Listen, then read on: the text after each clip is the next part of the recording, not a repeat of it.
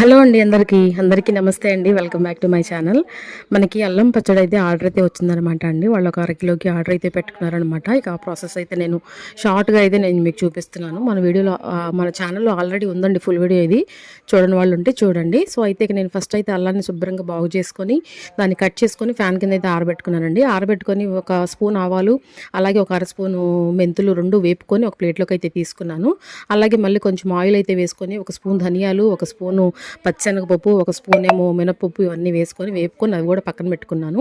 తర్వాత అల్లం కూడా చక్కగా చిన్న చిన్న పీసెస్లా కట్ చేసుకున్నాను. అది కూడా నూనెలో అయితే వేసుకొని వేపుకొని అది కూడా పక్కన పెట్టేసేసుకున్నాను. మళ్ళీ మనం అదే బండిలో ఆయిల్ అయితే వేసుకొని చక్కగా పోపుకి వచ్చేసండి. పోపు దినుసులు అన్నీ కాదండి, నేను ఆవాలు, జీలకర్ర, చిన్నులపాయలు మెత్తగా కొట్టుకొని వేసుకొని కరివేపాకు, ఎండుమిర్చి అయితే వేసుకొని పోపు కూడా చక్కగా చల్లారబెట్టేసుకున్నాను ఫ్యాన్ కింద.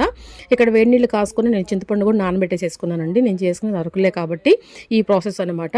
ఇక నేను మిక్సీ జార్ తీసుకొని వేపుకున్న గసగసాలు, మెంతులు, అలాగే వేపుకున్న ధనియాలు, అలాగే పచ్చిశనగపప్పు, మినపప్పు, ధనియాలు ఇవన్నీ వేసుకొని ఒకసారి పట్టేసేసుకొని మళ్ళీ అల్లం ముక్కలు అలాగే మన చిన్నులపాయలు కూడా వేసుకొని మిక్సీ అయితే పట్టేసేసుకొని నేను స్పైసీనెస్ కోసం ఒక 4 ఎండుమిర్చి అయితే యాడ్ చేశానండి. మీకు వద్దు అనుకుంటే మీరు అది స్కిప్ చేసేసుకొని పచ్చికారం అయితే వేసుకోవచ్చు అనమాట. అలాగే ఇవి పట్టేసుకున్న తర్వాత బెల్లము, చింతపండు కూడా వేసేసుకొని ఒక్కసారి గ్రైండ్ తిప్పేసేసుకొని మళ్ళీ మనం ఒక అరకప్పు వరకు కారం వేసుకొని అరకప్పుకు తగ్గించి ఉప్పు అయితే వేసుకొని మనం చింతపండు నానబెట్టుకున్న హాట్ వాటర్ ఉంటాయి కదండి, పచ్చడిలో హాట్ వాటర్ వేయాలి.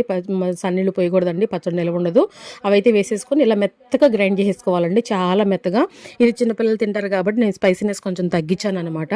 4 మిర్చి వేసాను. మీకు కావాలంటే ఎక్స్ట్రా వేసుకోవద్దు, వద్దు అనుకుంటే ఆపేసేసుకోవచ్చు. సో పచ్చడి అయితే రెడీ.